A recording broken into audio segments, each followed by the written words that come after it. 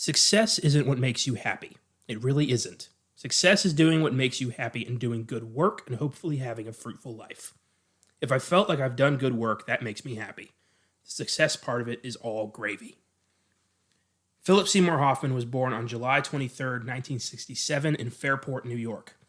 He would attend New York University's Tisch School of the Arts, and after graduating, he would work in off-Broadway theater while holding down customer service jobs for petty cash. It was his big break in 1992's Scent of a Woman that propelled him into the limelight and showed audiences and producers that Hoffman had a gift for characters. He would go on to have 64 credits to his name as an actor, 1 Academy Award win, 3 additional nominations, and a host of Golden Globe, Screen Actors Guild, and Tony Award wins and nominations.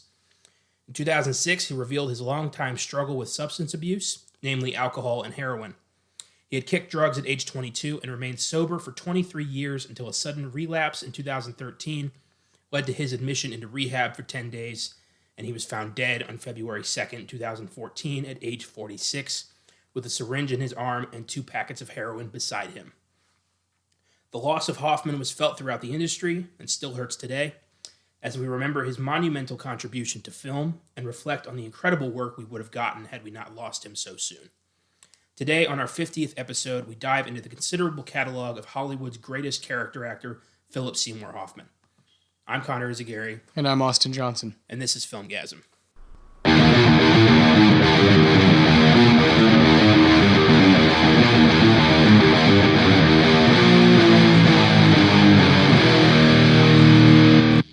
Weird Shit Wednesday is upon us, and with it comes the 50th official episode of the Filmgazm podcast, not counting our 38 bonus episodes.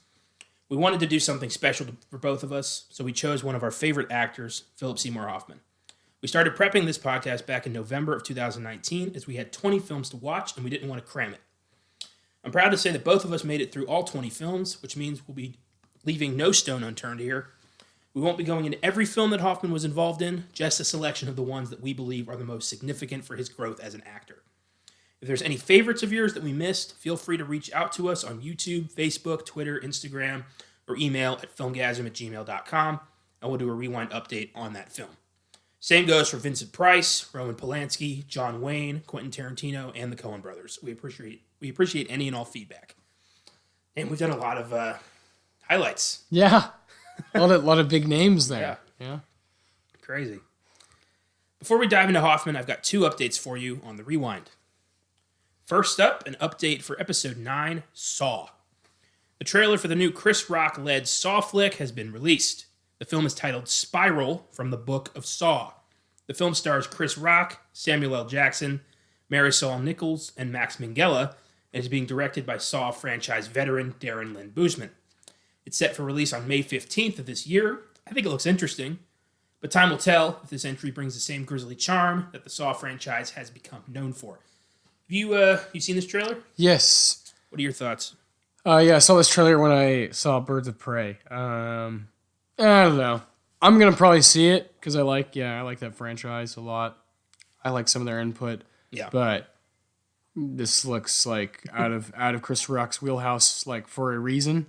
True, but so does season 4 of Fargo, and you're looking forward to that. Well, yeah, because Noah Hawley's in charge of that. I trust that. That trailer, he just looked silly. But when it comes to Saw, I trust Darren Lynn Bousman. That's fair. That's fair. I that trailer just wasn't like when he's like sees the box, it's like a gift, and he's like, oh yeah.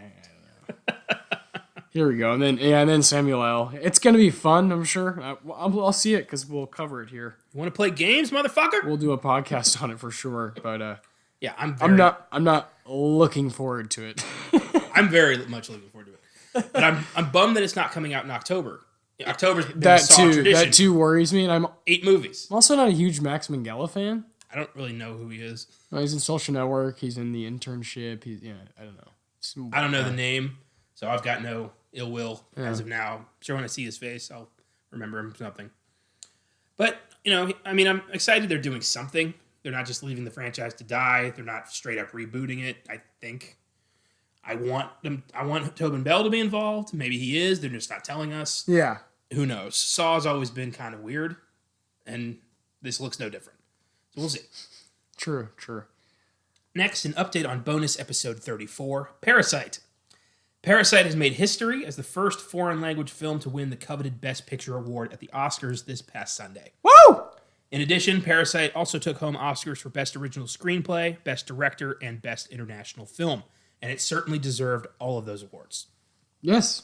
For more on the 92nd Academy Awards, check out our upcoming post-Oscars recap episode dropping this Sunday.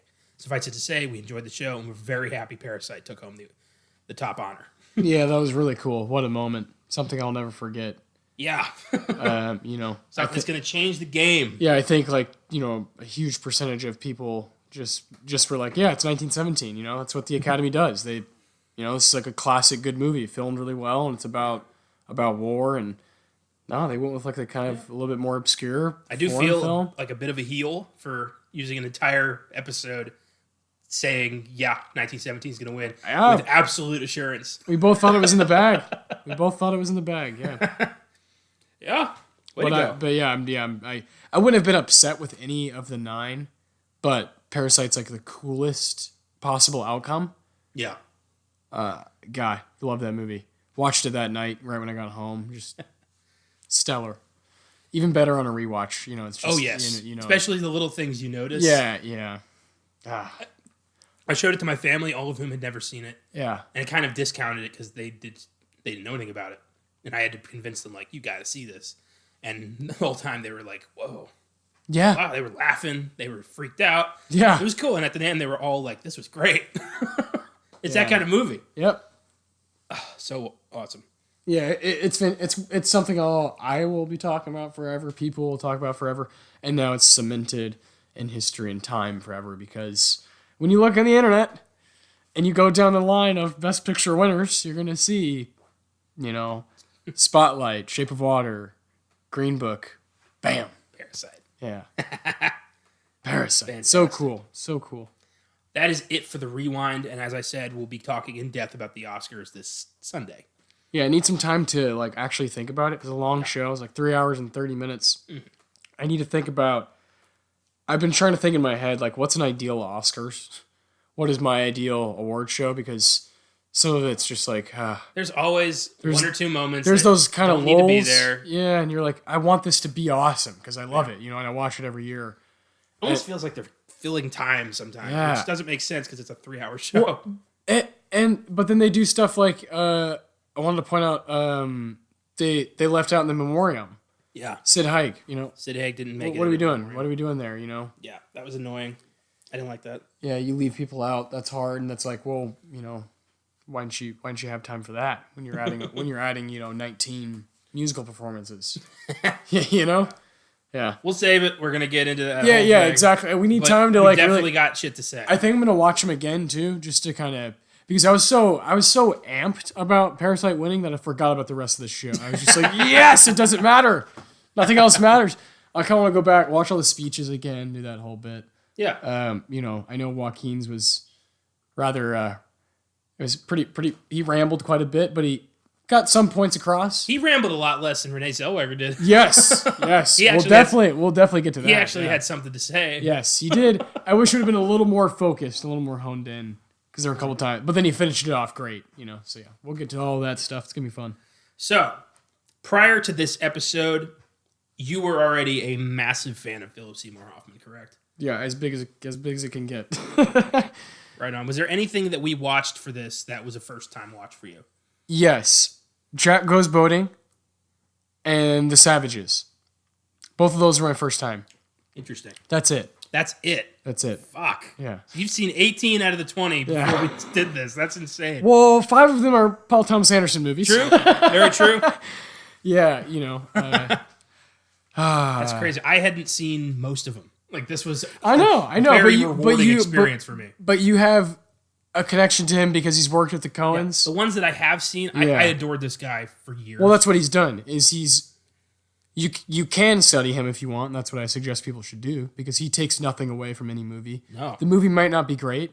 The best example, one we're going to talk about, Mission Impossible 3. Not a great movie, but he is absolutely frightening. Yeah. And you place him anywhere, and he's doing his job really well. He's the salt of acting. Yeah. All he does is improve what you add him into.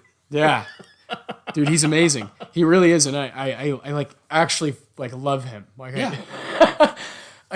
he's one of probably the only actor I feel the way I do about him. It's hard to explain. I don't know if you have a guy like that where you're just like this. He's untouchable. Like I'm gonna defend his work to the day I die. There's a couple. I got a couple of those. Yeah. I can't. Yeah, I love him. He expresses emotion, like human emotion, better than anybody I've ever seen.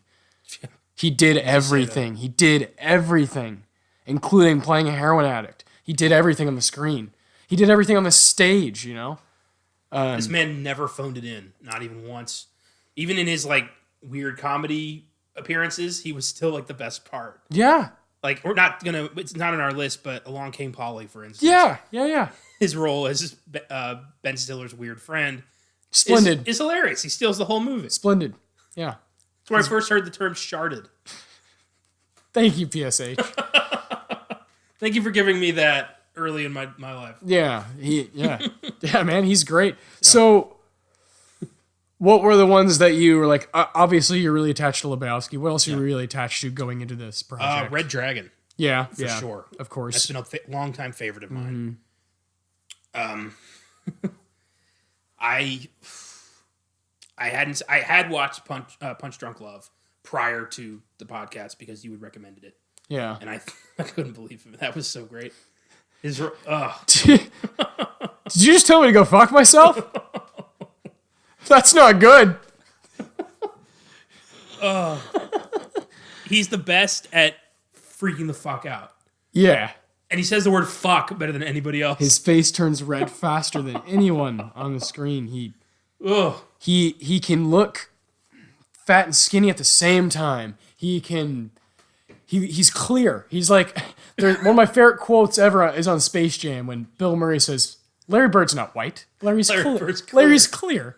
He knows he's a person. He's a human. He's like a separate entity. That's what PSH is.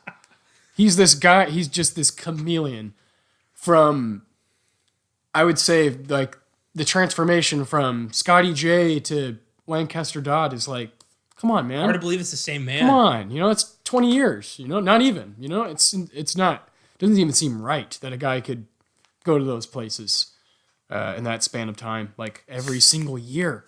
Yeah. And not just do it as the character actor, but then later on become the lead guy. Become the Academy Capote. Award-winning actor. Yeah, Doubt, To win on his first nomination. Yeah, exactly. Yeah. Just an actor's actor. Absolutely. Proved it on every scale. He did stage, he did TV, he did film. He was one of the most highly respected actors in the business. Everybody thought he was gold. Yeah. Everybody looked up to him. Yeah, and it's not even like what I love about that, and I love that you said that when you haven't even going into this, you hadn't seen half the ones we're doing. Yeah. But you know that, and you understand that because you've heard the greats say that.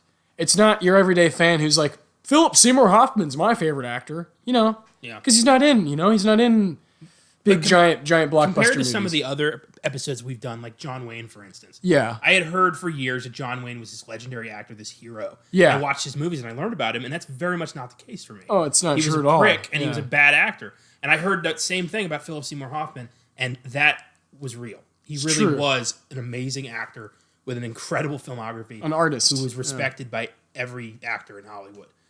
And yeah, I love that I got to experience all of his great work for this. Like, now that I have that, I feel better. Oh, what a treat. Yeah. And yeah, I'm never going to stop watching them. I own a lot of them. I seek out his movies, even if I'm not. One of my favorite examples is a movie that I think we're going to talk about is Charlie Wilson's War. Yeah. I own that movie. I'm not particularly in love with that film. I think it's good, but I have to own that movie because of that certain moments of him. I need that. in my life. I don't want to look it up on YouTube. I need to be able to put the disc in and fucking fast forward to that part, and you know what I'm talking about. I know exactly what you're talking about. And I do that. Like I like to watch him. I watch him like he's fucking Michael Jordan. Like I'm watching him perform. Like I'm singling him out and studying this guy because he's a great. And I'm gonna go ahead and say now, and just get it out of the way. He's my favorite, and he's the best for me, from what I've seen. Yeah. I do have a lot of work to do on other actors. There's guys from the past, like there's plenty of people who a generation above us would be like, well, what about like Cary Grant? You know, have you seen all of his? No, I haven't. But from what I've seen so far, first 25 years of my life, Philip Seymour Hoffman's the best. I've seen him do everything. He's done everything, man. Like, and he's good at it all. It's not never like you said. He never phones it in. That's not in his vocabulary. You know, he doesn't. He's a like worker. He believed in making a good product. Yeah, and you saw that even with the people who decided to work with him, the writers, the directors. Paul Thomas Anderson was like, I'm going to go with that guy because I know what I'm getting. Every time. Like, he worked with him more than anybody. And look at the characters he's playing. What the fuck? Yeah. And for PTA to trust him, like, I'm writing parts for this guy. Because, like, yeah, throw it at him. He'll probably figure it out. What a treat. What an awesome thing to have. And what makes you wonder how much of his input went into Lancaster Dodge. Yes. And Scotty J. Yes. And all these people. Oh, my God, yeah. Like how much he was like, I think I'm gonna do this, and it's like, well, yeah, man, yeah, do what you got to do. The voice he consciously chose and did the entire film for Capote. Yeah. What the hell, you know? What fuck? Without further ado, let's get into these films. I don't know. So. Oh my gosh. Philip Seymour Hoffman rarely spoke about his personal life to the press. He was in a relationship with costume designer Mimi O'Donnell for 14 years. They had 3 kids together. They had separated upon his 2013 relapse in an effort to protect their children from the situation. When asked why he was so private about even his political beliefs, Hoffman said, quote, "The less you know about me, the more interesting it will be to watch me do what I do." It's true. Very interesting. Amazing. Minor trivia here, but thought it worth mentioning. Hoffman was a massive fan of Breaking Bad. Nice. Not surprised. Yeah. Can you imagine if he was like Hank? Holy fuck, man. Jesus. I love Dean Norris with all my heart, but... Well, logically, I mean, if, Vince Gilligan found out Philip Seymour Hoffman was a fan, there's no reason to think Hoffman couldn't have been a part of Better Call Saul. He probably would have jumped in. Yeah. Or El Camino, or... Yeah. Oh, man. See, there's a route I could have gone for El Camino. He could have been Chuck. He could have been the bad guy that's... Okay, I'm down with that, because he's awesome. Oh, my God. Yeah. Oh, my God. Well, yeah, there's so many. The what ifs with him hurt my head. They hurt my head. Because Paul Thomas Anderson has a lot of movies left to make, and he's already made, since then he's, made 2, so yeah, it's like, it's tough. It's tough. So before we get into the films, I want to point out that we won't be discussing the films themselves that much in this episode. No, there's no need to, because we... on this podcast, obviously, are down to talk about anything. Yeah. So we're going to have them at some point in some fashion. Most of these have enough potential to be future episodes. Yeah. So today we're primarily discussing solely Hoffman's performances in these 20 movies. Meaning we don't really want to go down the path of Lebowski quotes. We're going to have some, but we're not going to go that much into it. I don't want to go full Walter on everybody. Just because that's, We won't be entering a world of pain today, but in the future... Yes. So Hoffman's big break was 1992's Scent of a Woman, but that's not where our watch list begins. I'll say, I've seen Scent of a Woman. I have not. I made the watch list. Yes. I'll say, this is his breakout. This, obviously, he's working with Al Pacino. Al Pacino wins his Oscar for this film. Big deal. I think the reason it's a big deal, I don't think the movie's that good, but I think the reason it's a big deal is because of who he was working with. And that he shined amongst them. To start out in an Al Pacino film, that's fucking wow. That's what was a big deal. Mm-hmm. Of course, you can watch it anytime you want. I just don't think it's up to the caliber. But not only that, like to start out in an Al Pacino film, but also to be recognized. Yeah. To stand out. Yeah, like that's what I mean. He shined amongst him. Yeah. An Oscar winner. Yeah, really cool. The Al Pacino. Yeah. My God, like right before he went completely fucking nuts. Yeah. So we decided to start a little later, about 5 years later, with 1997's Boogie Nights, a film that follows fictional porn star Dirk Diggler through his highs and lows in the sleazy San Fernando Valley porn industry in the late 70s and early 80s. The film also stars Mark Wahlberg, Burt Reynolds, Julianne Moore, Heather Graham, John C. Reilly, Don Cheadle, William H. Macy, Thomas Jane, and Alfred Molina. 3 hours later. It was written and directed by Paul Thomas Anderson. It was nominated for 3 Oscars. Best Supporting Actor for Burt Reynolds, Best Supporting Actress for Julianne Moore, and Best Original Screenplay. It has an IMDb score of 7.9, Rotten Tomatoes score of 93%, I give it an 8. Hoffman plays Scotty J, an awkward gay boom mic operator with a massive crush on Dirk Diggler. And this was the point where we decided to start this watch list. So tell us about Scotty J. Scotty J. First time we see Scotty J is at a pool party at Burt Reynolds' house. Great scene, great character introduction, awesome music, cocaine everywhere. Yeah, porn stars. You got Mark Wahlberg and John C. Reilly chilling poolside. Dirk Diggler, and yeah, Scotty J. Literally, there's like I think I talked about this recently. Yeah, because we did our top 10 of the '90s. The like telescope shot that he does, and he looks at Dirk Diggler, and from there it's like that's what I'm going after in this movie. Yeah. And throughout the whole film, that's kind of his goal, is to like try to hook up with Dirk Diggler, because he has this special penis, this gift. Everyone has their one special gift. Yep.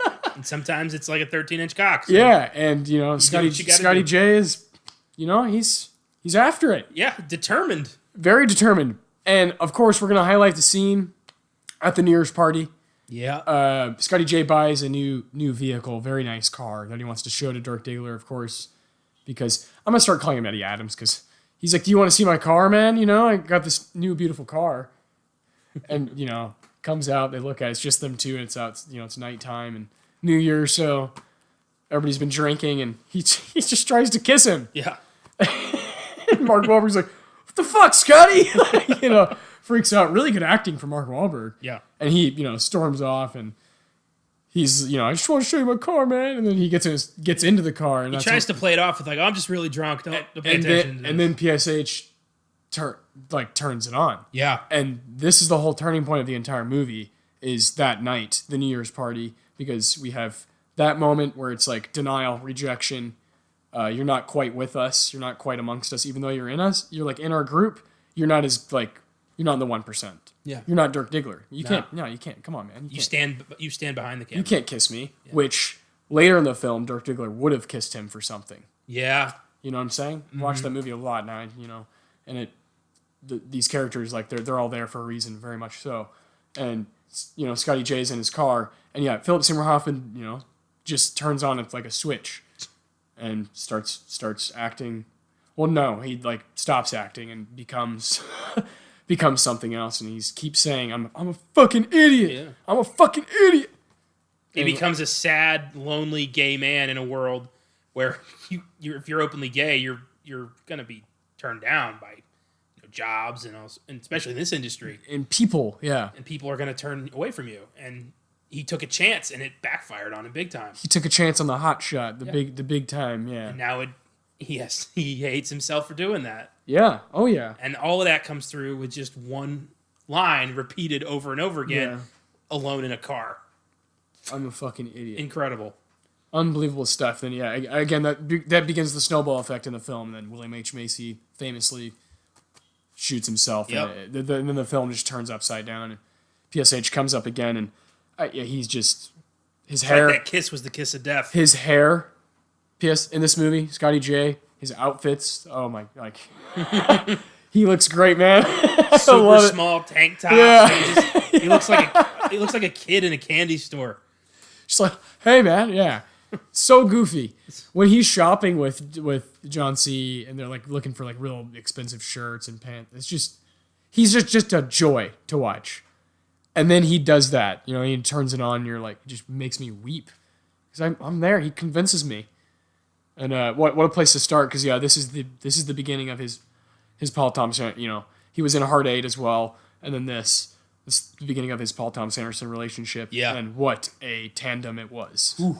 One of my favorite, maybe my favorite. I don't know. I mean, that's hard. That's an interesting thought, actually. It's a hell of a director and muse combo. Yeah, because you think about the Tarantino and Samuel L. and the Tarantino and Leo now. And Scorsese and De Niro. Yeah, and Scorsese and Leo. Yeah. Yeah. Leo comes up a lot. I think I really like that PTA and PSH combo. Do you like it better than like PTA and DDL? Oy! See, there's more. It's hard. It's true. PSH is he's so versatile in all of those. I can go from the Master, and I can go to Scotty J. That's an interesting thought, though. Just kind of game to play in your head. But yeah, Boogie Nights, man. Scotty J. Nothing more I can say about him. He's amazing. If I could rank him as a character, I'd give him like a 9 out of 10. You know what I mean? What would you give the film? 10, yeah. Solid 10. I have a 10. I think I have a review on Filmgazm. Yeah, I've raved about this movie ever since I saw it. I do think that Scotty J has to be there. I think there's certain characters, including Alfred Molina's character, that are just kind of turn it, which is they're kind of like the catfish of the movie that just kind of keep everybody on their feet. And you need that. That's how people are in life. That's what makes films interesting, keeps them going. And I think Scotty J is one of those gears that makes it more interesting to rewatch as well, because his performance is stunning. Yeah. Just the way he's holding the when he first sees Dirk, and he like sees his genitals, and he's like, oh my God. And he's like about to like drop the mic. He's like salivating. He's like about to drop the mic. Yeah. And he convinces me, I'm all in. It's like when Belloc opened the Ark of the Covenant. He's just staring at it with such awe. Yeah. Oh my God. So, that's great. Hoffman followed Boogie Nights with an unforgettable turn as a supporting player in the 1998 Coen brothers masterpiece, The Big Lebowski, a film in which a lazy pothead bowler called The Dude gets wrapped up in a kidnapping scheme after two thugs break into his apartment and piss on his rug, mistaking him for the richest man in town. The film also stars Jeff Bridges, John Goodman, Steve Buscemi, Julianne Moore, David Huddleston, Tara Reid, Peter Stormare, John Turturro, Sam Elliott, and John Polito. Never seen that one. Is it good? It's pretty good, yeah. Not bad. Quotable.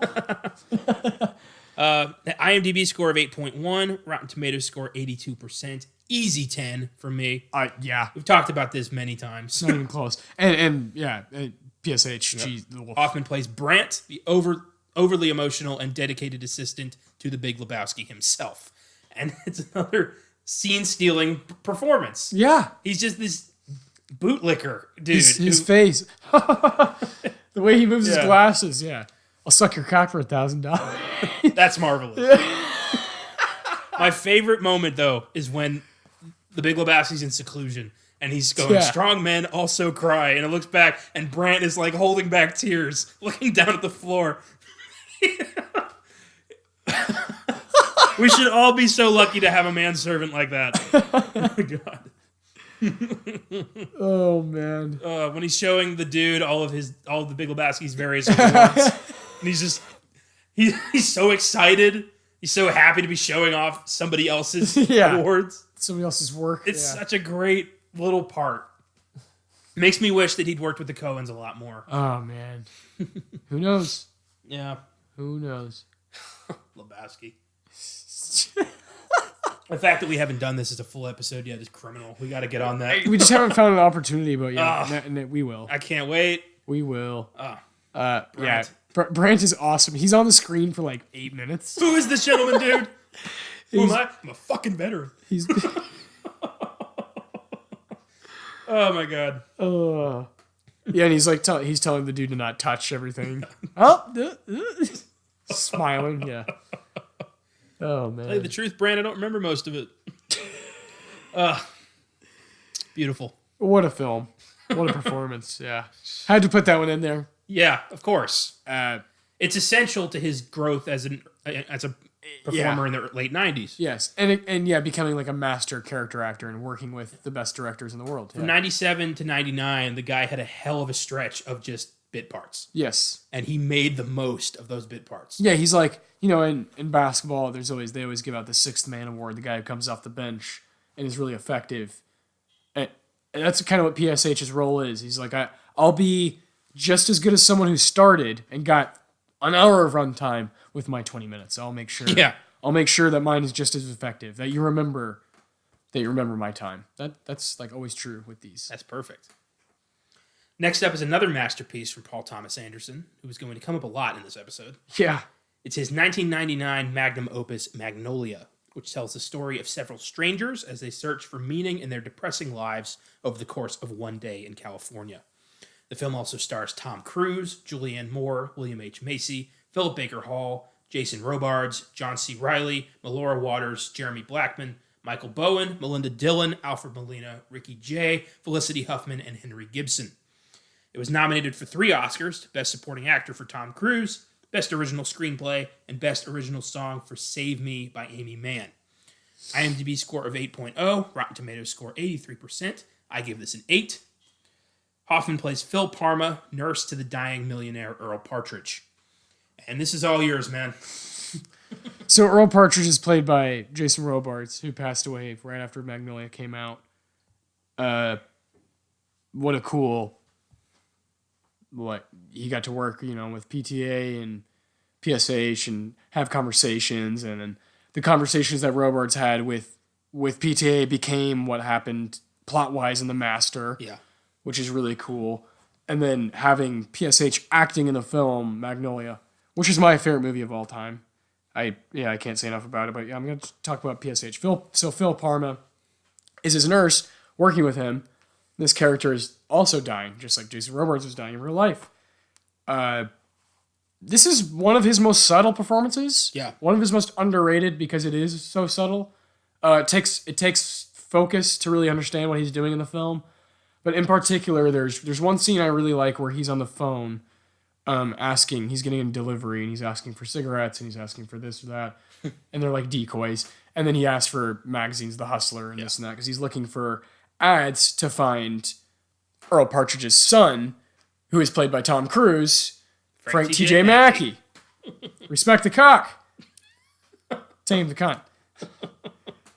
And so there's this, this intertwining thing that happens, and it brings this wonderful moment of acting from Tom Cruise where what it says on the internet, what it says and what I've heard from all these guys say in interviews is that PTA was like, hey Tom, I know what's on this, I know what I wrote, but use your own angst with your father for this scene, because if you've seen the film, you have. I have, yes. Screaming at his dad, yeah, telling him that I hate your fucking guts. And you have Philip Seymour Hoffman, who on the script was supposed to leave the room, but he just is standing there like a dummy, like almost like a kid, like with like this, with his hand on his mouth, like, well, like what? And he's watching this amazing moment that he didn't know was going to happen. He didn't quite know Tom Cruise is going to go to that place, and PSH just stands there. Dude, I didn't know Tom Cruise could go to that place. Neither did I. I don't think anyone did, Yeah. but I think PTA, for whatever reason, thought he could or believed somewhere it was there. I mean, look at the way he's dressed up. PTA was like, I'm really putting you out there, buddy. Like, and for PSH to, like, that strong of the supporting, he's like the textbook definition supporting guy.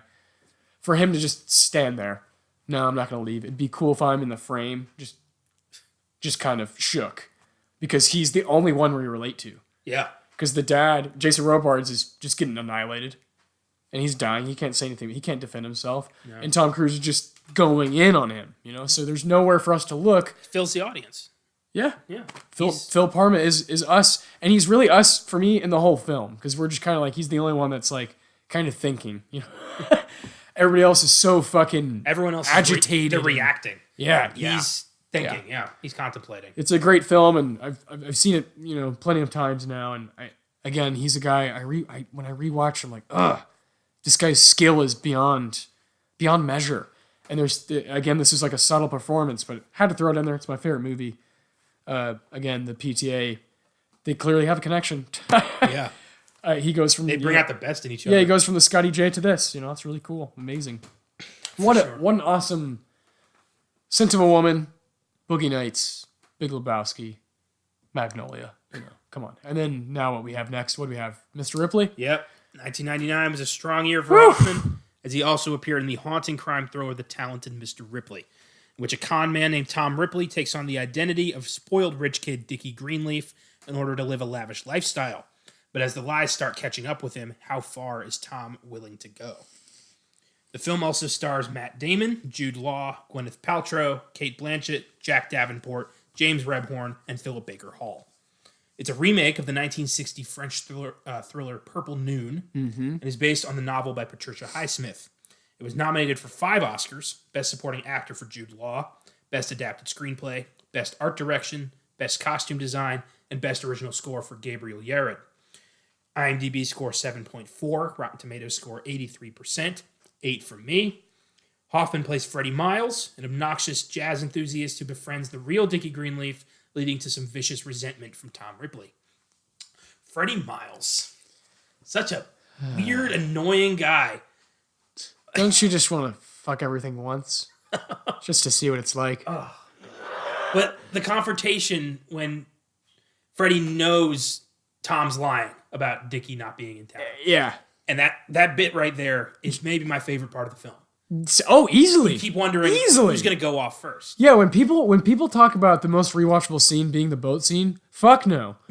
Fuck no. It's when PSH knows what's going on. Because it's escalated to a whole different level. Because he knows Tom like nobody else does. He watched him, yes. peeping. How's that whole scene? Yes. And how's the peeping? Yeah, how's the peeping, Tom? The piano? Yeah. Ugh. But he knows that Tom Ripley is a scumbag. Yes. And he's not who he says he is. No, he knows he's a liar. Yeah. So he's investigating this of his own accord. And you know that. He knows that.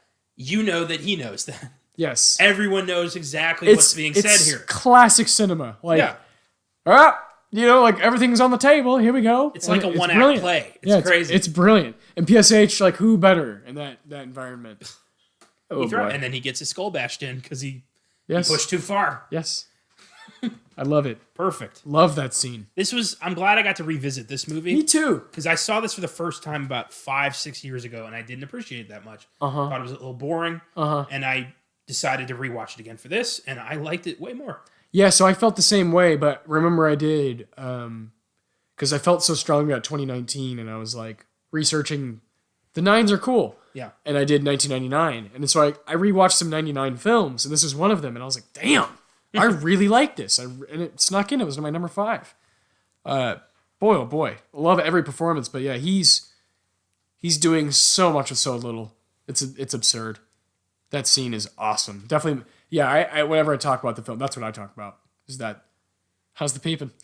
I love it. Love it. He's so ridiculous. He's just so, yeah. But like you said, the fact that we know that he knows and it's all on the table, brilliant. They're just not explicitly saying, like, you are lying right now, Tom. Yeah. Like, Dickie doesn't play the piano. Fuck. Man. Great. Next up is 2000's Cameron Crowe masterwork Almost Famous, which follows a young aspiring journalist as he tours with up-and-coming rock band Stillwater in the early 70s. The film also stars Patrick Fugit, Kate Hudson, Billy Crudup, Frances McDormand, Jason Lee, Noah Taylor, Zooey Deschanel, Jimmy Fallon, and Anna Paquin. It won the Oscar for Best Original Screenplay and was nominated for 3 more: Best Supporting Actress for Kate Hudson, Best Supporting Actress for Frances McDormand, and Best Film Editing. IMDb score 7.9, Rotten Tomatoes 89%, 8 from me. Hoffman plays Lester Bangs, a self-proclaimed uncool rock DJ who befriends our hero, William Miller, and warns him not to fall under the spell of rock and roll. And again, so much with so little. Lester Bangs is a one-note character that Philip Seymour Hoffman turns into my favorite character in the whole movie. By far my favorite character in the movie, yeah. Ugh. He's like a voice for, like you said, the uncool, for the people who are for the people who are into this world but don't quite fit in into it, if that makes sense. Yeah. Off the bit, like, I'm glad you were home. I'm always home. I'm uncool. Yeah, man. That whole phone call. I'm always listening to music. Yeah. It makes perfect sense to, like, I'm uncool. I get it. It's cool to see that, like, explained well in a movie like this. By Philip Seymour Hoffman. Like, yeah. He's the fucking, unsung hero of the uncool. It's perfect. I love pairing this role with Pirate Radio. Oh, fuck yeah. Such a cool, so cool. This is where the count ends up. Oh, that's a little depressing, but I like that. Yeah. Fuck, man, nice. Almost Famous. Yeah, that scene on the phone is it. That's it. That's the movie. That's the movie right there for me. It is. That's what I remember. I like Almost Famous. I'd probably give it a 7. I think it's a little like phony at times. I actually don't like the McDormand performance. I think it's kind of like, I don't know. I feel like she kind of straddled the line between like Good Mom and like Carrie's mom. And I wanted to see like commit to one of those. Yeah. You can't have both. Yeah, it was like she didn't have enough time for me to like, Whereas like PSH is committed to the uncool. Yeah. He knew his character. But I love, like, I think this is Billy Crudup's best work. I like Jason Lee a lot in this. I really like Jason Lee. Yeah. I'll say that for sure. I enjoy him a lot. The scene where they're like, almost in a plane crash and they all just confess their shit. That's perfect filmmaking right there. That's a great scene. Crazy. I'm gay. Oh my God. Oh, so great. man. Yeah. We love Lester Banks. Yeah. Oh, yeah. Next, we go back to Paul Thomas Anderson with his 2002 dramedy Punch Drunk Love, which follows a self-made salesman with psychological troubles as he falls in love and tries to get out of being extorted by a phone sex line run by a scumbag mattress salesman.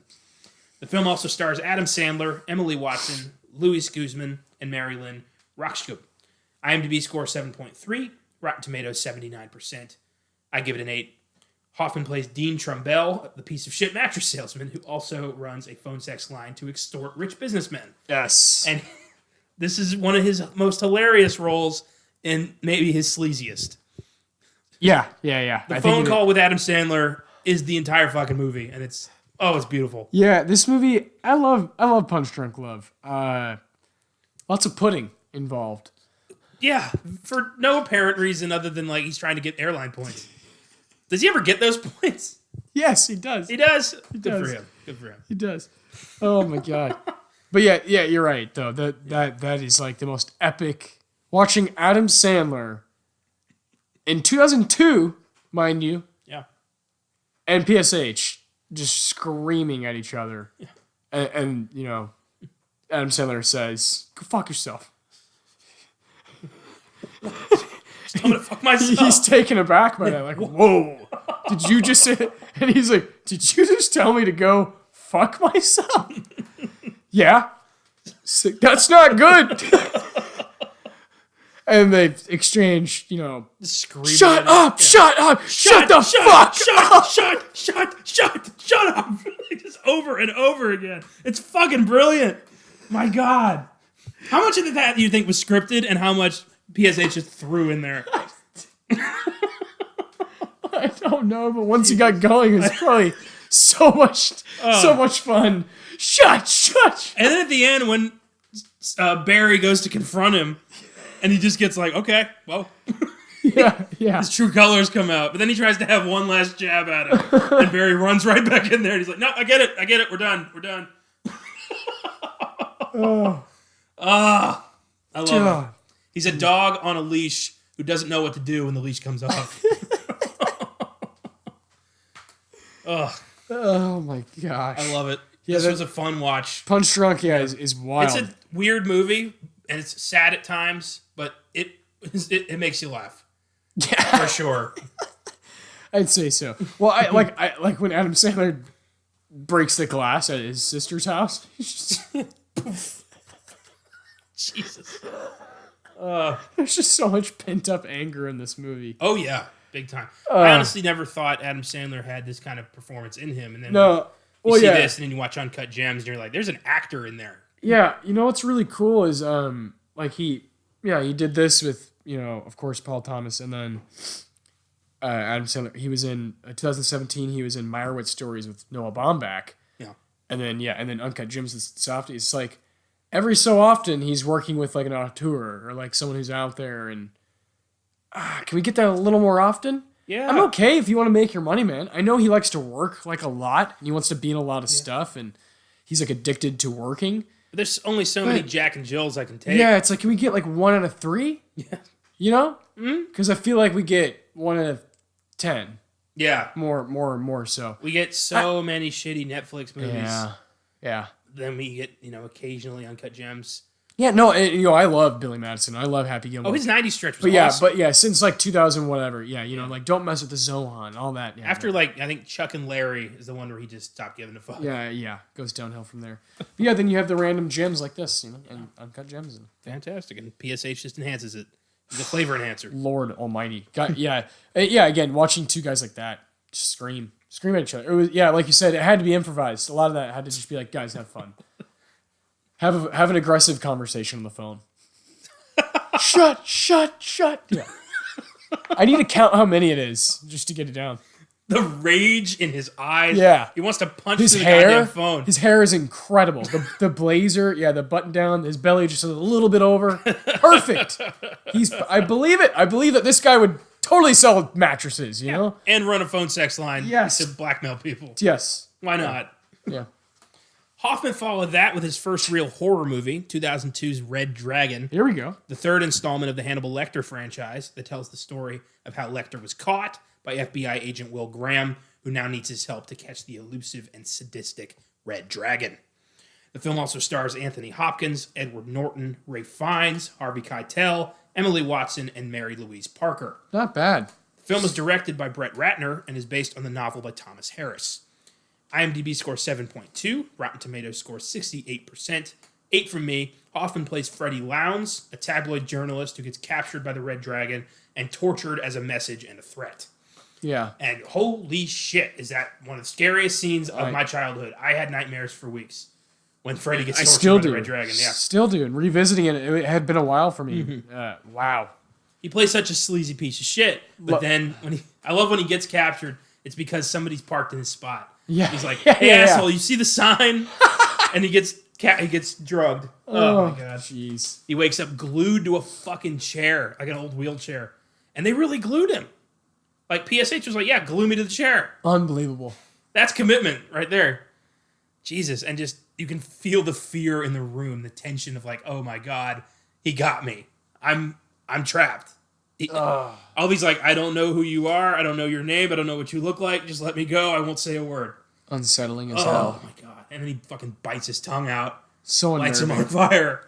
Jesus Christ. So glad he's a part of this world. Yeah. You know? For sure. Just another awesome guy. And think about, just already since the movies we talked about, think about how many awesome actors he's worked with. Yeah. And how many people have worked with him, you know? And I'm sure they all have stories. He's been such a crucial part of so many incredible ensembles. Yeah. Yeah. It's awesome. I mean, he's worked with, Emily Watson like 3 times. Julianne Moore like 4 times. Like, people keep coming back up. Yep. It's awesome. Oof, Red Dragon. Oh. I like all 3 of the Hannibal Lecter movies. I think Hannibal does have some down, some down points. I get it, but silence. Still a fan. Still amazing. Oh my God. Red Dragon. I think it's weird that Brett Ratner was able to make a better Lecter film than Ridley Scott was. I don't know why. Maybe Sometimes these things just don't add up. All that Rush Hour experience helped him out, I guess. 2002 was a busy year for Hoffman as he also appeared in Spike Lee's 25th Hour, which follows a convicted drug dealer on his last day of freedom before his sentence begins. The film also stars Edward Norton, Barry Pepper, Rosario Dawson, Anna Paquin, Brian Cox, and Tony Siragusa. It was directed by Spike Lee and based on the novel by David Benioff, one half of the duo that fucked up Game of Thrones. Yeah. IMDb score 7.6, Rotten Tomatoes score 78%. I give this a 7. I had some story issues with this. Me too. Hoffman plays English teacher Jacob Elinsky, who is lusting after one of his students that he ends up meeting at a nightclub. And his bit is the most interesting part of the movie. Yes. But it also gets completely snuffed out randomly in the third act to focus on Edward Norton. Yep. Which bummed me out. Very frustrating. Yeah. I wanted to choose it, because I think there's aspects there that are wonderful. Oh, yeah. And I think Spike Lee is another director, just another guy that... Another auteur that PSH got to work with. Yeah, unbelievable. And that, PSH understood what he was going for. And, again, the film, took some... a lot of Spike Lee's work takes turns that I'm just not... It gets political. Yeah, and just sometimes doesn't add up. Yeah. Plot wise, and I would say that's for 25th Hour. But yes, PSH is he's the silver lining. But the scene where he's in the nightclub and he goes for it, he kisses his student, scares the shit out of her. Yeah. Oh my God, shit gets real really fast. Yes. And you know that the next day he's losing his job and possibly gonna get arrested. He was just completely misreading the situation. And we never get to find out where that goes, how that ends up. Exactly. Which really sucks. It was good. I think it could have been better. It should have been better. It could have been a lot better, yeah. But again, he's never the problem. Next is one of Hoffman's least known works, but one of his best movies, 2003's Owning Mahoney. A biopic of a Canadian banker with a serious gambling addiction who embezzled millions from his bank to feed his addiction. It's based on the true story of Brian Mahoney, but the name was changed due to its similarities with the then Canadian Prime Minister, Brian Mulroney. The film also stars Minnie Driver, John Hurt, Maury Chaykin, Ian Tracy, and Casey Collins. It was directed by Richard Kwiatkowski. IMDb score 7.1, Rotten Tomatoes score 79%. 8 from me. Hoffman stars as Dan Mahoney, banker and gambling fiend who embezzles millions and gambles it all away. So much fun. Hoffman was really good at playing addicts of any kind. Yes. For obvious reasons. Yeah. And his turn as a gambling addict is no different. He fucking steals this movie. Owning Mahoney. Yeah. You let me borrow this a long time ago, like when we had first met. Yeah. And we both figured out that we both really like PSH. And that was one of the ones I hadn't seen, one of the random ones, you know. And I was like, oh, I've seen it on IMDb. I've just never got my hands on it. Yeah. And it was like you showed it to me like over a year ago, and then I was like, I want to borrow it again, you know. And then I was like, I want to add it to the watch list for this. It is it's a hidden gem. It's really fun, have to hunt down. and it's a fucking fun ride because you believe every move he's making. Because Yeah. like you said, he's good at playing an addict. But it's so sad because he he's up, he's so up, and he can't stop. And my favorite part, my favorite scene of his is when he goes to his friend and says, like, here, this is my emergency money. That guy's just playing slots? Yeah. Do not give me this, no matter how much I beg for it, do not give me this. Yeah. 2 hours later, he's going up to that guy going, give me the money. I don't care what the fuck I said, give me my money, it's my money. And he takes it from him. Because that's an addict. Yes. He has a problem. Nothing matters but the fix. And he says with a psychiatrist, he says in the film, on a scale of 1 to 100, yeah, how big was the thrill you got from gambling? 100. And he's like, anything else in your life? What's the highest anything else in your life has given you? 20. Whew. Jesus, that's sad. It's one of the most depressing bits of dialogue I've ever heard. Yeah. And he's just like, are you okay with your life being nothing but 20 from now on? And he's like, yeah. He's not. Oh, no. He's never going to be happy again. No. You can't make that kind of nosedive on the happiness index and ever be satisfied. Yeah, this movie deserves to be seen by a lot more people. It made it on the Canadian festival circuit. Yes. Yeah, I was about to point that out. Of course it did. It never really took off in the States, but it's considered one of his best performances by a lot of critics. I know Roger Ebert loved this movie. Yes. So yeah, definitely seek it out, and it's worth your time. Yeah, 100%. I really, really like Owning Mahoney. I would go as far as to say I would probably give it a 9. His performance is very, very strong. Yeah, for sure. I'm glad I got turned on to that movie from my uncle, who is another huge fan. That doesn't surprise me, yeah. He's got like his ear to the ground for indie film. Yeah. And he told me I should check that out, and yeah, I'm glad I did.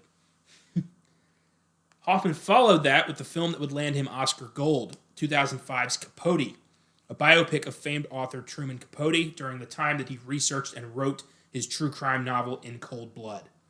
The film also stars Catherine Keener, Chris Cooper, Clifton Collins Jr., Mark Pellegrino, Bruce Greenwood, and Bob Balaban. It was based on the book by Gerald Clark and directed by Bennett Miller. Hoffman won Best Actor for playing Truman Capote. It was also nominated for Best Picture, Best Supporting Actress for Catherine Keener, Best Director, and Best Adapted Screenplay. IMDb score 7.3, Rotten Tomatoes 90%, 8 from me, and obviously Hoffman plays acclaimed and eccentric author Truman Capote. And he really disappeared into this performance, earned that Oscar. Yeah. And as we said earlier, he won on his first nomination. And this was Owning Mahoney, and this were his first transitions into becoming a leading man. It took a while. He mostly did, he was the supporting guy for most of his career, but Capote, he was center stage, and he stole the show.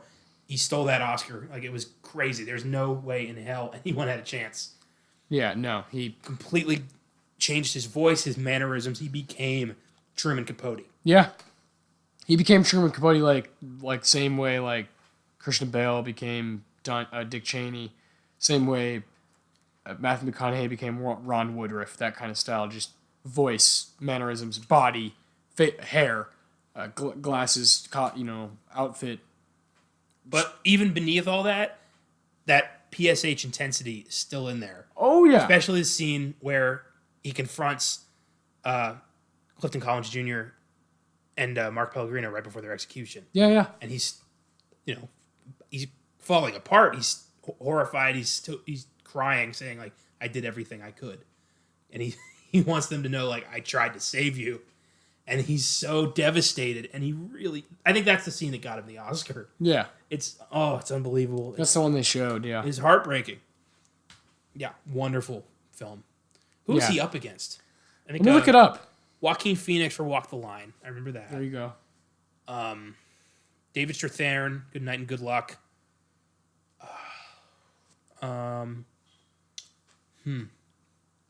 That's all I got. I'm getting there. Yeah.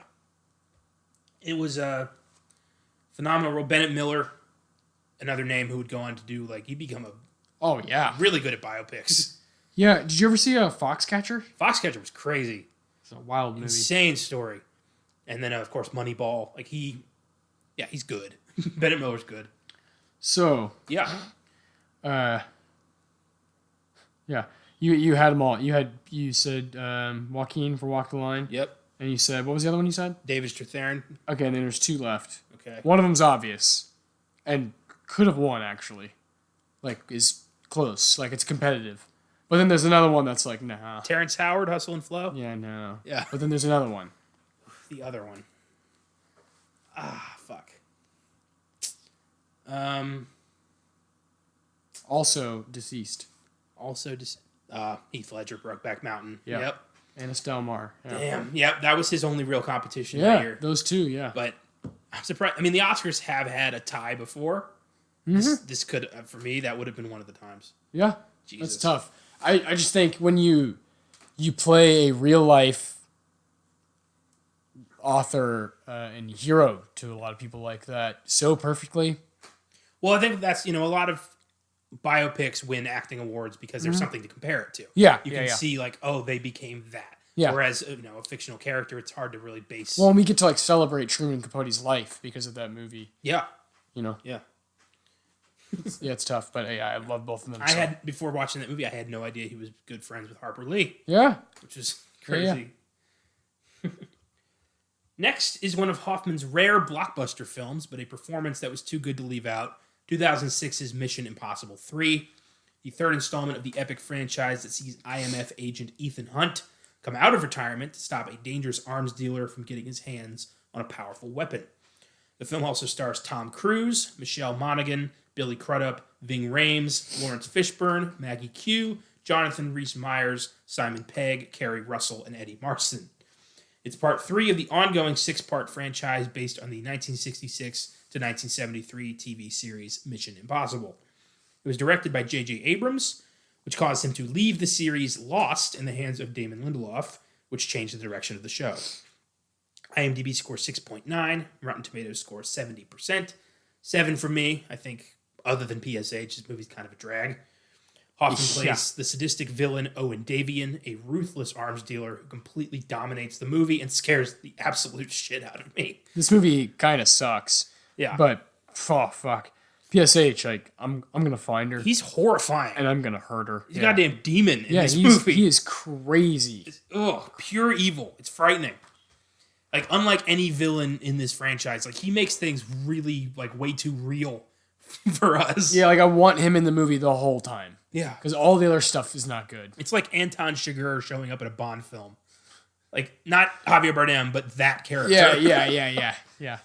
Like, it's out of place, and it makes you a little frightened. It's awesome. But like we said, other than him, the movie is pretty bad. The first 3 Mission Impossibles suck. That's not my kind of franchise, I guess. I respect some of the stunt work But 4, 5, and 6 were fucking awesome. There's some great stuff in those. They're not something I raced to the theater to see, Mission Impossible Fallout was one of my favorite films of 2018. That one was really good. I That's really probably the liked best. that That's one. probably the best one. Yeah. And then the fourth one, then the fifth, Yeah. then the third, then the second to the first, or the first and the second. I think the second one sucks. The the second worst. one is trash. When he has the long hair. Yeah, there's that one nothing- is so bad. Directed by John Woo, too. Like, how does that get fucked up? Is it Doug Ray Scott? Did he ruin that? I guess. I don't know, man. Yeesh. Trash. Well, Yeah. PSH's next run, we got some good movies. So. Oh, yeah. Here we go. Next up is the 2007 dramedy The Savages, where two siblings are forced to confront reality when they must move their elderly, dying father into a nursing home. The film also stars Laura Linney, Philip Bosco, Peter Friedman, David Zayas, Kabenga Akinagbe, and Kara Seymour. It was written and directed by Tamara Jenkins. It was nominated for 2 Oscars, Best Actress for Laura Linney and Best Original Screenplay. IMDb score 7.1, Rotten Tomatoes 89%. I give it an 8. Hoffman plays John Savage, a pretentious drama professor suffering from some unresolved issues with his father, which would happen a lot in his career. Yes. Unresolved issues with his father. With people, yeah. With people. And, yeah, he's great in this. His chemistry with Laura Linney is fantastic. They play siblings really well. She's incredible, She's man. awesome. Laura Linney's great in this. And this movie's really good and really sad. Extremely sad. Very thought-provoking. Yeah. Very feely. It's all... Makes you confront, like, how would you handle this situation? Yeah. Because it's something we all are going to have to deal with at some point. Mm-hmm. And it's just, you think about it, like, you don't want to be the person who puts their parents in a nursing home. But at the same time, you don't have a lot of options sometimes. You can't take care of them. Somebody else can't take care of them. And you don't want to see them as a burden, but you still want control over your own life. And they both play this, like, warring mentality in their heads very well. Yeah. Especially since they're also both really, like, pretentious, writers, slimy writers who are both, like, trying to one up each other, and they're lying about it, and they're just like, I wouldn't want to hang out with them. Oh, hell no. At all. Hell no. But they're fun to watch on the screen. They are fun to watch on the screen. And I love that even after winning Oscar Gold, PSH never, he never left indie film. Oh, hell no. He stayed. It's in his blood, yeah. Like, Mission Impossible and, like, later the Hunger Games movies are, like, the only big budget, like, blockbusters he ever did. Yeah. That was rare for him. Mm-hmm. Next, we have what I believe to be Hoffman's greatest performance, 2007's Before the Devil Knows You're Dead, which follows two brothers who conspire to rob their parents' jewelry store for a quick buck, but then things go horribly wrong. The film also stars Ethan Hawke, Marissa Tomei, Albert Finney, Michael Shannon, Brian F. O'Byrne, Alexa Palladino, Amy Ryan, and Rosemary Harris. It was directed by the legendary Sidney Lumet. It would be his last film. Crazy. IMDb score 7.3, Rotten Tomatoes score 88%, 8 from me. Hoffman plays Andy Hansen, oldest brother who plans the heist and has a serious cocaine addiction among other vices. And holy shit, this movie was a huge surprise for me. I'd heard about it, I didn't know what it was about, I didn't know who was involved, and I was glued to the screen the entire time, especially the scene where he falls apart in the car. That is the greatest bit of acting Hoffman ever did for me. Yeah. Oh my god. I can't argue with that. Unbelievable. Incredibly, he got to work with Sidney Lumet before he retired and then later died. He had great chemistry with Ethan Hawke. Incredible chemistry. His brothers. The scene where they, rob the drug dealer. Oh Holy my shit. gosh. The tension racked up to 11. But again, that scene in the car where he, freaks out about his father apologizing to him, saying, he doesn't get to do that. He doesn't get to say he's sorry and it's all better now. He's angry, but he's so sad and he just wants to be loved by his father. Yeah. But he hates his father and he's guilty about what he did to their mother. And it's fuck, man. There's nowhere to turn. It's all just coming out. Yeah. It's not fair. It's crazy, man. I couldn't believe it. I mean, I knew he was great, but Christ. I didn't know he was, could transcend into, Oh, my God. Yeah, this movie, blows my mind. I really, really enjoy it. I hope after Sidney yelled cut, there was a fucking standing O on that set. My God. PSH. Yeah, quite possibly his greatest hour, Yeah. Yeah. Jesus. Anything else you want to add about Before the Devil Knows You're Dead? I'm gonna keep watching it. That's for sure. That's one of these that I would say it's one of my probably five favorite of these. Knocked me off my feet. I forgot, and I had seen it years ago, but I didn't know what I was watching. Oh yeah, man. This time around, wow, rocked. Yeah, this movie rocked me, and I like love the plot. I think it's a great, fun, like It's a great idea. And then you add the characterization and the performance, the execution for PSH, and Especially, going there playing a drug addict. exactly. It's one thing for that to be like, like to read that, oh, that's a good story, but then like, you throw a guy like that who's you believe it because it's true, like he actually has been in that life in that setting before. It's pretty dark, but also a pleasure for us to watch because it's true. It's fucking true art. And I love the title. It comes from an Irish proverb: "May you be in heaven several hours before the devil knows you're dead." That's a great. Oh, I want to do something with that. I don't know what, but I love Boondock that. Saints 4. Next is another biopic, 2007's Charlie Wilson's War. What a year! Yeah, I know. The true story of Congressman Charlie Wilson, who teamed up with a rogue CIA agent in the 80s to secretly arm the Afghan rebels and fight off the Russians in Afghanistan. The film also stars Tom Hanks, Amy Adams, Julia Roberts, John Slattery, Dennis O'Hare, and Ned Beatty. It was directed by Mike Nichols, written by Aaron Sorkin, and based on the book by George Krill. It was nominated for 1 Oscar, Best Supporting Actor, for Philip Seymour Hoffman. IMDb score 7.0, Rotten Tomatoes 82%, 8 from me. Hoffman plays maverick CIA agent Gust Avracados, who takes on the Afghan project because he's disgruntled and pissed that he was passed over for a promotion. And holy shit, was this hilarious. Because of him. Yeah. Just the scene where he's freaking out on John Slattery because he didn't get the Finnish Because he's pissed. director position. I spent several months learning Finnish, which got to come in handy here in Virginia. Oh my god. Fuck you, you fucking child. Walks out after breaking his window again. That's it right there. Fuck you, you fucking child. That's it. That's the quote. Oh my god.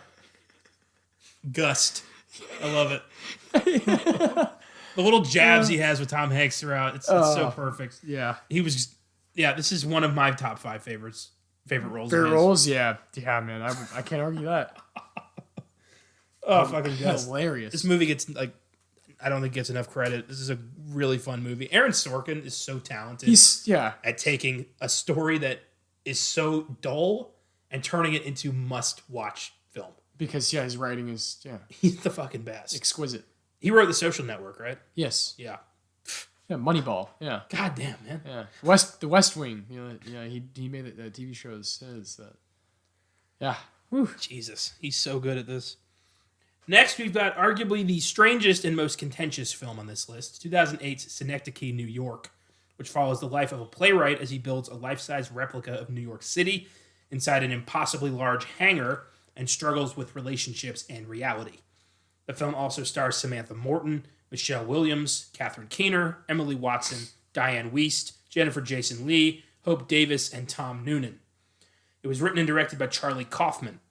IMDb score 7.6, Rotten Tomatoes score 68%, 6 for me. I didn't like this. Hoffman plays Caden Cotard, a playwright who may or may not be dying and is constantly struggling with what's going on around him. And I don't even know where to fucking start with Synecdoche, New York. Neither do I. This was a weird movie. I don't quite understand it. It's Kaufman's it's his directorial debut. He's obviously a great writer. Adaptation, Eternal Sunshine of the Spotless Mind, Anomalisa, Being John Malkovich, all those. He directing, not really his game. Nah, this movie has no direction. There's no coherent story at all. Performance is good, but it But Hoffman shines as probably the best part of the movie. Yep. Again. I am with you. I give it like a 6 or a 7, and it's like that's PSH is a 10. Yeah. He's great. He's great as being a confused. Yeah, like who just keeps having sex with all these amazing actresses. Yeah. Why? I don't know. Is anything in this movie really happening? I'm not sure. Oh my god. How long is it? Is it Like, does it take 20 years or is it a weekend? Like, what is going on? This movie makes no sense. This is like the one movie on this list that for sure will not be a future episode because honestly, I can't deal with this again. Oh, well, what do you talk about? What would we do? I don't know. We can't do it right now. No. There's not a lot to talk about beyond PSH. Yeah, exactly. It's a very strange That's the movie. only reason I would choose it is because it's PSH. It's such a weird role. Like it shows how far, and like you said, his commitment to the indie genre is like fascinating. It is. It's like, dude, you could have been in like a Tarantino movie or something. God. And you're doing this? Oh my God. That's what he, I'm just throwing a director out there, but I'm sure there's plenty of directors who sought him out, and he's like, oh, I'm doing this movie with Charlie Kaufman, I could see him in a Tarantino role. I could see that. Oh, Jesus. Holy hell. Yeah, I know. So much potential. We got robbed. We did. Next is a brilliant religious drama, 2008's Doubt, which follows a strict nun's crusade to bring down a priest she believes has molested a young boy in their parish, with no proof. The film also stars Meryl Streep, Amy Adams, Viola Davis, Joseph Foster, Lloyd Clay Brown, and Mike Rukas. It was written and directed by John Patrick Shanley, and it was based on his play of the same name. The film was nominated for 5 Oscars: Best Actress for Meryl Streep, Best Supporting Actor for Philip Seymour Hoffman, Best Supporting Actress for Amy Adams, Best Supporting Actress for Viola Davis, and Best Adapted Screenplay. IMDb score 7.5, Rotten Tomatoes score 80%, 8 from me. Hoffman plays Father Brendan Flynn, a kind, progressive priest who may or may not be a child predator. And this is such a brilliant film because you never know.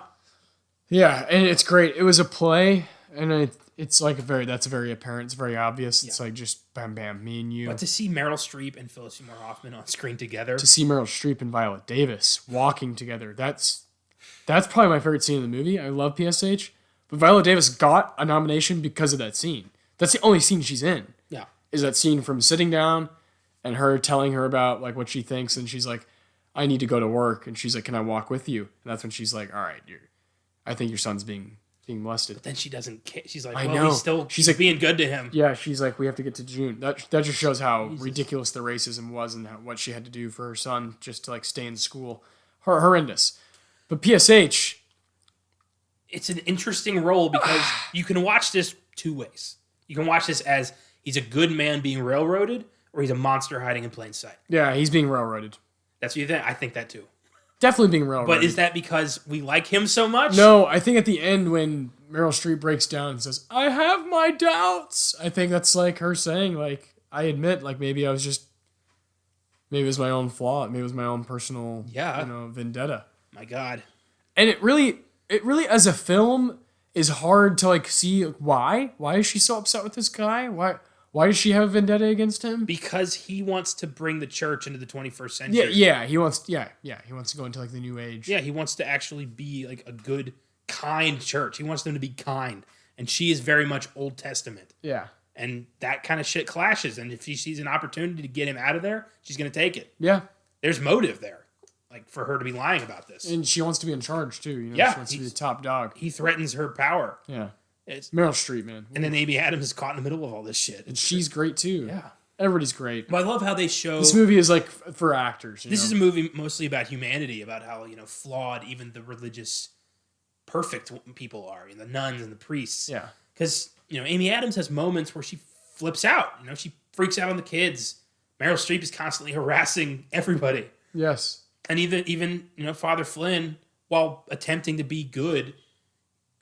he might have another agenda. We don't know. We're never told. And I love that. It leaves this movie open for discussion. To have your doubts. Yeah. Yeah. And I guess the only person who knew, like that John Patrick Shanley told, was Philip Seymour Hoffman. So he could develop his character the way he wanted. Which is great. Fantastic. Because I want to know, but I also kind of don't. Because I don't want to know. I don't want to find out he's a monster. Yeah. Ugh. Fantastic movie. Yes, it is. Next is the hilarious and underrated Pirate Radio from 2009, also known as The Boat That Rocked in the UK. This film tells the story of a group of misfits aboard a boat off the English coast who are broadcasting rock and roll 24/7 from international waters because at the time, in the mid-60s, rock radio was illegal in the UK. The film also stars Bill Nighy, Rhys Ifans, Nick Frost, Kenneth Branagh, Tom Sturridge, Rhys Darby, Jack Davenport, Tom Brooke, Chris O'Dowd, Ralph Brown, and Emma Thompson. Woo! IMDb score 7.4. Rotten Tomatoes score of 61%. Seems low to me. I give it an 8. Hoffman plays the Count, the American king of rock radio who is threatened when his enigmatic predecessor returns. And this is such a great ensemble British comedy. Love pirate radio. Like one of the best soundtracks in film history and gets no credit. Not a lot of people know about this one, which really bums me out. Especially since PSH is so charming in this movie. Yeah, it didn't do so hot in theaters. And yeah, I think a big part of that is it's known by like 8 different titles in 8 different countries. That's true. Yeah, I think it should be a hit. I really do. Damn straight. I think it should be one of those companies that makes makes its money. For sure. And everybody remembers it. Like looks back in the year, like yeah, pirate radio was fun. That's how I think of it anyway. I look back in 2009. I think of that one and Adventureland as the two comedies that I really liked from that year. And yeah, people just don't think that way, or people didn't see it, or people don't care about it. Awesome storytelling, very very true to what was actually going on in England at the time, where there's people who actually this is real. I adore British filmmaking. I yeah, think, me too. Like they're especially British comedies. Yes. And I love that Philip Seymour Hoffman thrives in this. Like, of course he's the he only does. American in the cast. Of course he does. Yeah. And he's fucking brilliant. He fits in with them perfectly. So wonderful. God. Well, and all those British guys are like, it's PSH. He's fine. Yeah. He's clear. He's clear. He's not American. He's clear. I love that there's a character in this movie named Twat. I love that. I love pirate radio. It's so unfortunate. There's so many, I'm belting out laughing in this movie. Yeah. So many moments. And like you said, the soundtrack alone carries it. When the Count and Gavin climb up the tower to prove their manhood. Yes. And they're both like, why did we do this? This is the Count. When he goes down with the fucking ship. Yeah. Jesus. Yeah. He's giving that speech. Beautiful. Inspirational. Extremely. Rock and roll, baby. Next is Hoffman's directorial debut, and sadly the only film he'd direct, 2010's Jack Goes Boating, which follows a lonely limo driver who falls for his blind date, just as his best friend's marriage disintegrates. The film also stars Amy Ryan, John Ortiz, and Daphne Rubin Vega.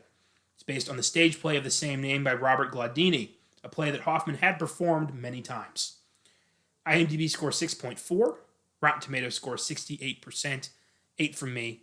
Hoffman, in addition to directing, plays Jack, a limo driver with poor social skills who falls in love with Connie, who is just as weird and off-putting. And this was way under the radar. This went nowhere. Yeah, this is one of the ones that I hadn't seen a lick of, before we did this. Yeah. I knew that he had directed a film. I didn't know what it was about. I didn't know that he was like the star in it, that whole thing. And I really enjoyed this movie. Very low key, very sad. It's very extremely sad. It's emotionally draining, Jack Goes Boating. Yeah, there's moments where you're like, just kind of... It's like his happiness is sucking the happiness out of his best friend's marriage. Yes. It's really sad. Yes. But at the same time, they are terrible together. Because they keep cheating on each other. Yeah. Yeah, why would you stay together after all that shit? Exactly. Like, who are you staying together for? Oh, man. I think they're just afraid to be alone. Yeah, that's like a lot of... Yeah, like the whole dinner party scene, which is the crux of the movie. Oh, Jesus, when he freaks out. And my one gripe with this is his hair is fucking disgusting. Phillips? Yeah. Yeah. That's my one, I couldn't look at his hair. It was revolting. I hate white guy dreadlocks so much. It is the most disgusting hairstyle you can have. I don't get why people do that to themselves. Fair enough, man. Ugh. Fair enough. God, but I like how he's always listening to reggae. Yes. He's just laid back, but he doesn't know how to talk to people. I get that. I found myself relating to Jack a lot when I was watching this. I'm like, fuck. I got introspective. You got to stop this. Yeah, I was like, Jesus, I got to talk to people. I don't want to end up a lonely limo driver with white guy dreads. Talking to a guy who, Has a terrible marriage. If Yeah. I ever try white guy dreads, I want you to kick my ass. Or shoot me. Or something. No. Wake my ass I'm up. going to let it happen. My God. You are no real friend if you let that happen to me. Jesus. Oh, my God. I like Jack Goes Boating, though. I think Me too. It needs an audience. Yeah, Never yeah. found one. Yeah, I would say that one and Owning Mahoney are the ones I want to like share big time with people. Absolutely. Definitely want people to check out. Next is a movie I thought I'd find boring, but absolutely loved. 2011's Moneyball. Should have won Best Picture. What was that? The Artist, right? 2011. Yeah. Yeah, I mean, should have is a tough word. Because it's like all subjective. But I wish Moneyball would have won.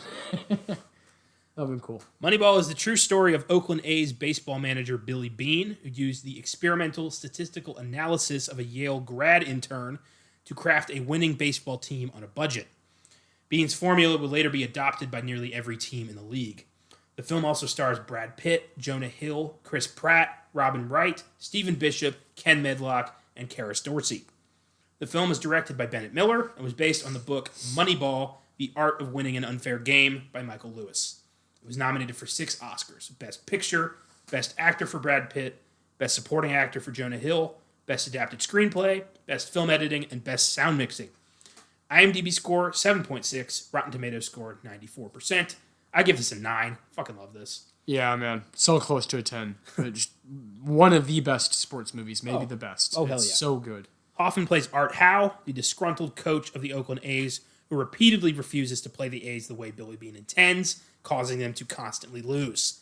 It is a really contentious character, but I get it. Yeah. He doesn't believe in this. Nobody believes in this. This on paper, this shouldn't work. Yeah, I love PSH as Art Howe. He comes up towards the beginning of the film and he tells him, like, I can't operate under the contract that you have me.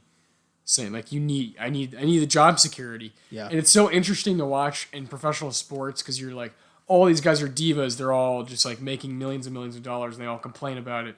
And here's Art Howe, a manager who's like, no, like I need that job security because like I need to take care of my family. And it's like totally valid, totally fine. I love stuff like that. That's fucking Sorkin. And did you see who else wrote this? Who else? Take a guess. Sorkin and Steve Zalian. Oh, fuck, really? Steve Zalian? I didn't realize they did it together. Yeah. Shit. So, yeah, you got 2 of like the most talented guys of the past 20 years in movies, and they make these like little transactions and these little conversations between these normal baseball workers super fascinating. Yeah. Super fascinating. And PSH isn't in a lot, but very effective as usual. You fucking hate him. And he looks just like him. Like I looked up pictures and you're like, oh my god, dude! Like he dissolves into everything, Well, he's a thorn in their side because Billy knows this can work. Yes, But it only works if you play the team correctly. You play their strengths. And at the end of the day, he's the manager. He's the coach of the team. So Yeah. So Art Howe just, I hate it. And the way that he finally convinces Art to do this right is he fires their star player. yes, And like, shit, man. But it works. They become the most winningest team in baseball. yeah, Which is great. go to the playoffs. I love it. Yeah, it's really cool. I love the scene where Billy Beane walks in on the A's like celebrating after a loss. He's like, "Why are you celebrating? Like, does it feel good to lose?" Like, and he just freaks out. I love it. So good.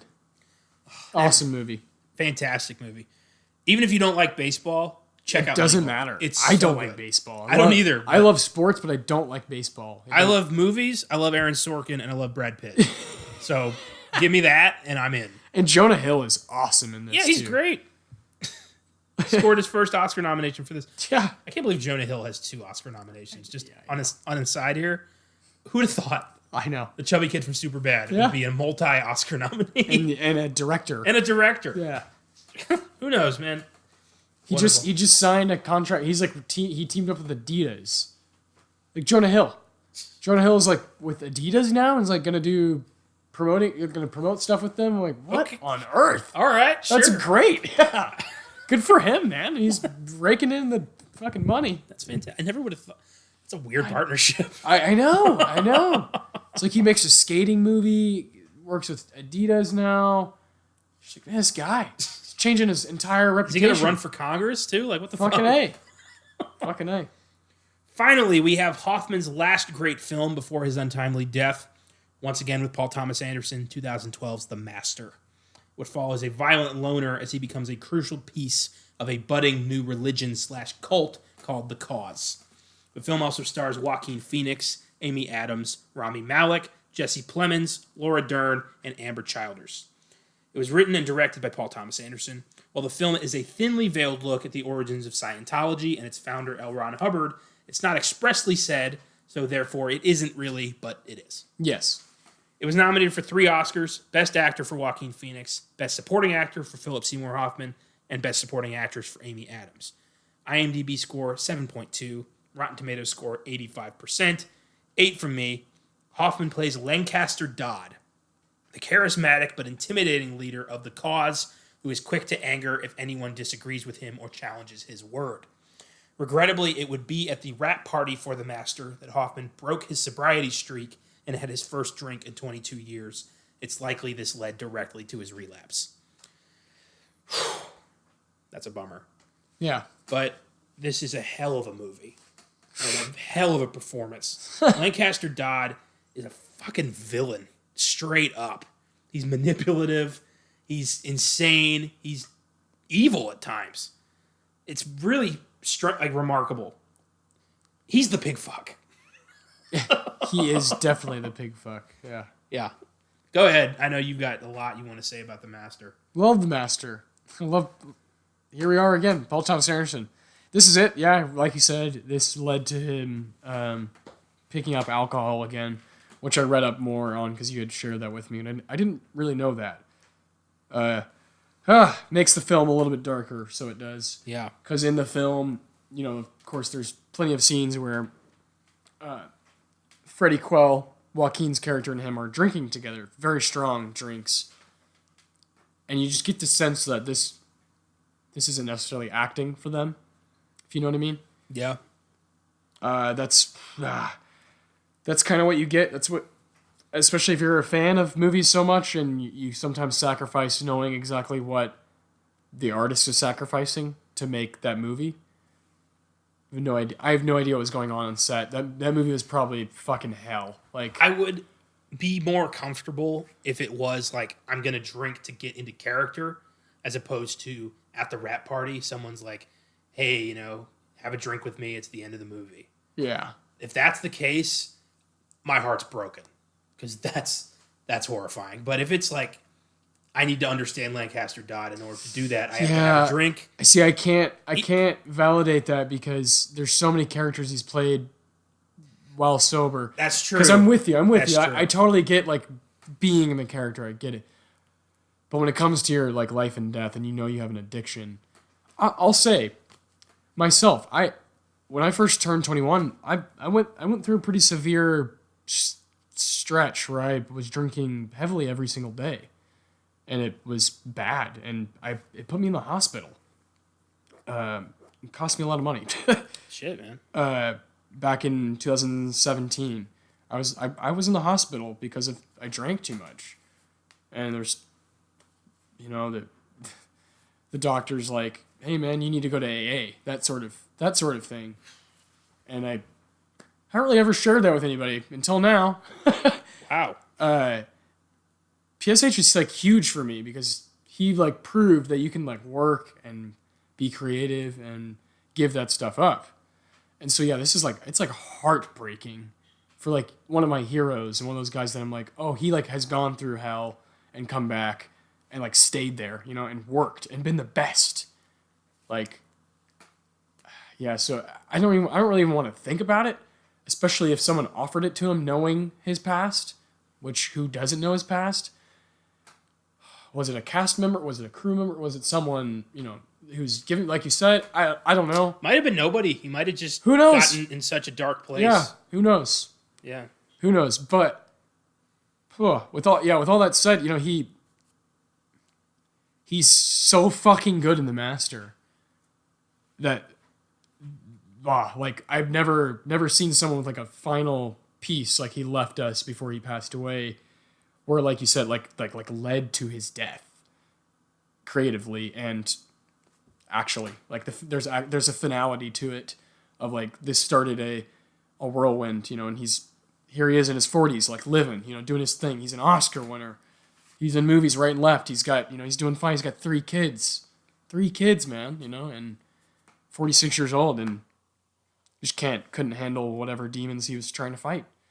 And that's fucking demoralizing. Yeah. And I just feel horrible for his family. Always have. And I feel horrible for whoever actually knows what happened. Because we don't. He was so secretive about his own life. Like he said, it's more interesting to see what I do if you don't know anything about me. What a fascinating way to live and think. But that's probably what it took to be one of the greats. Is it took that kind of privacy and always just putting it out there on the screen. And then, I guess whatever's going on off the screen just wasn't good, I don't know. It's really hard to think about. I don't think it's demoralizing. I think that we don't know. It's demoralizing to think that if someone almost encouraged it. But we don't know if that's what happened. We don't, but we do know on the internet there are stories about it happening at a party. It's just like my mind wanders. My mind definitely wanders. But it doesn't but I'm not going to blame anyone. Of course, we know the man had struggles with addiction. We don't know his demons day to day. We don't know what haunted him. No. We don't know what drove him to finally break that sobriety. And until we do, I think we just, even after we do, we remember the good stuff. We remember these incredible performances he gave us. The art. Yeah. That's never going to go away. We'll always have the art. And I'm grateful for that every single day. Very grateful. Super grateful for all these movies and then more, the ones that we haven't talked about. And I'm grateful for his quotes. I'm grateful for his best Oscar. For his best actor speech. I watch it all the time. I'm grateful for his input on documentaries. I'm grateful for his appearances on podcasts before he passed away and how vulnerable and transparent he was when you actually got to talk to him. I'm grateful for the generation of actors he inspired. Yeah, I'm grateful for whatever kid is watching Big Lebowski now. I'm grateful for what he's done for my life. He's like a big, he's a big, I haven't had a sip of alcohol in like 3 months or so, which I had it sort of under control, but I came to a point where I was like, I need to stop completely for my own, I want to beat it. I want to beat this thing, and I can only beat it if I stop completely, like 100%. I'm a pretty extreme person, so it's either all in or all out. Yeah. So I consciously chose I'm all out. I'm done. And he's been a big influence. Like guys like that. I look at guys like that. I took Joaquin's speech very seriously when he said, "Don't cancel out people because of their past." I've been guilty of that. I've been guilty of talking shit about people who have passed away, who maybe had a shady past. So what? I don't know them, And like you said, let's focus on the good. Especially if they're an artist. Let's focus on their art. That's what PSH gave us. He gave us plenty. I feel like it's what he would want. Work. Yeah. He sacrificed so much for the art. Yeah. That he would want us to focus on that. And watch it. Yeah. And watch it. Never actually forget it. And celebrate it. I think he would be grateful of what we're doing right now. I think he would find this enjoyable and entertaining and reflective. Or at least I hope. And kind. Yeah. Because I have nothing bad to say about the guy. Absolutely not. I'll continue to watch his movies over and over and over. I'll see the ones that, I haven't seen. There's a few. Like you said, he has around like 60 credits. My mind continually will always go to the place of like, what would he have done?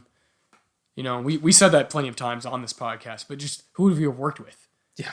What would he have been like? Oh man, I want to go work with Damien Giselle. Like younger, new guy. You know what I mean? Absolutely. Just all that stuff because he's 46. Like an actor can go forever. An actor can go from age 15 to 75. Dude, Christopher Plummer's in his mid 80s. Working. Yeah. So like he potentially PSH had 30, 40 years of work of art to give us, and that's a selfish way of looking at it, but that's how I'm always going to look at it because I love art and I love consuming the shit out of it. Well, that's the side of the man we all knew. Yeah. And that's who I know. I know the actor. Yeah. And he's the best. He's my favorite. Yeah. Well, that's 20 of our favorite Philip Seymour Hoffman films. Again, if we missed any at all that you wanted to hear us discuss, please let us know and we'll update in the future. Philip Seymour Hoffman would have a supporting role in the Hunger Games movies, as well as star in the films God's Pocket and A Most Wanted Man, before he was found dead on February 2nd, 2014, of a massive overdose of heroin, cocaine, and amphetamines. Cinema was never the same again, as it had lost one of its greatest champions. Who knows what else Hoffman would have gone on to do. He likely would have won another Oscar, worked with Paul Thomas Anderson on many more projects, done so many independent projects that might not ever see the light of day without the involvement of an actor of his caliber. It's a damn shame. And that's our retelling of some of the highlights of the career of the most talented character actor to ever step in front of a camera. We hope you enjoyed looking back at his career, and more so, we hope you have some movies to watch now that you know a little something about them. Before we discuss what happened this week in film, I'd like to make an announcement about the podcast moving forward. Yes. So this is our 50th episode, not counting the 38 bonuses we've got in the bag. From here on out, we won't be doing any more bonuses. Instead, we'll still... Hold on. Yeah. No more bonuses? No more bonuses. What does that mean, Connor? Well, I'll tell you what it means, Austin. Instead, we'll be doing at least 2, sometimes 3 episodes a week. But the Friday and Sunday bonuses will now just be episodes like the Wednesday horror movie ones. We're doing this for a number of reasons. One, we started this as a podcast exclusive to horror movies, with every 5th episode being a bigger subject. But as we've started introducing the bonus episodes, most of which are non-horror films, we've realized that we want to use this podcast to talk about every kind of movie. We're still going to do a different horror movie every Wednesday, a non-horror movie with some kind of thematic connection to that horror movie every Friday, and a new release or a top 10 as often as we can on Sundays. As for Weird Shit Wednesday, it won't be every 5th episode anymore. It'll be completely random whenever we feel like we've prepped enough for it. Yes, which is good for everybody involved. Yeah. It's good for us because we can actually feel strongly about the work we've put in. Yeah. For each episode. Mm-hmm. And then, yeah, we're just not feeling rushed. That's a good thing. Like with John Wayne and Roman Polanski, we had to cut a lot of films for time. And we were both like, oh man, like our brains were fried. Yeah. Like completely gone. Spacing PSH out over 3 months gave us a chance to watch other stuff. Exactly. And actually enjoy these films. Yeah, so we plan on still doing Judy. And when will that be? That's next month, Judy. Yeah. But then after that, I think we're gonna talk about when we exactly want to do them. They'll be random. Weird Shit Wednesdays. They'll be random, yeah. It'll be great. So stay on your toes, listeners. The content ain't changing. It's just getting tighter for us. Thanks for sticking with us this long. So now that we got that out of the way, let's take a look at what went down this week in film. Indeed. First up, there were a number of famous deaths this week, regrettably. Character actor Orson Bean was killed when he was struck by 2 cars in a row. Bean had appeared in such films as Anatomy of a Murder, Being John Malkovich, Inner Space, and more recently, The Equalizer 2. He was 91 years old. So he got hit by a car, and then the car behind that car ran him over. Holy shit. Like he was just walking down the streets of New York, and he got plowed by 2 cars. God. Unbelievable. Why? TV veteran actor Robert Conrad died at age 84 from heart failure. He was the star of The Wild Wild West from 1965 to 1969, playing the role of Jim West, a role that would later be played by Will Smith in a god-awful action comedy in 1999. For you Christmas movie fans, Conrad was also the accident-prone cop in Jingle All the Way. Oh, that's a shame. I liked him a lot. Oh, yeah. Me too. Wicked, wow. We can't bring that up without... Wicked. That's such a bad movie, but I love watching it. Me too. I had that on.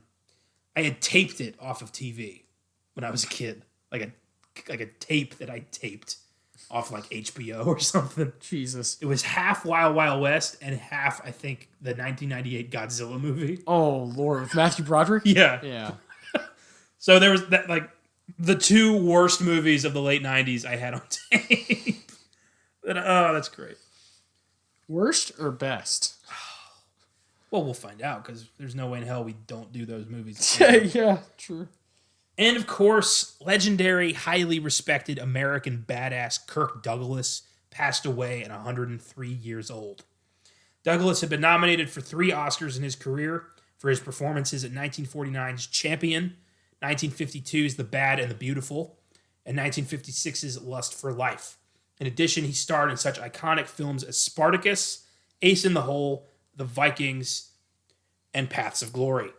He was one of the last survivors of classic Hollywood, and he will be missed. Oh, yes. Hung in there. 103. Absolute Jesus legend. Christ. Oh, yeah. Paths of Glory. Impressive life, yeah. I love that movie so much. It's one of my favorite war movies. Incredible, yeah. His performance is unbelievable. Spartacus, come on. Spartacus is fucking great. Come on. Next, Maggie Gyllenhaal has been cast in the upcoming Elvis Presley biopic as Elvis's mother, Gladys Presley. The film is currently titled Elvis, and will be directed by Baz Luhrmann. The cast currently includes Tom Hanks, Olivia DeLonge, and Austin Butler as Elvis Presley. Hey.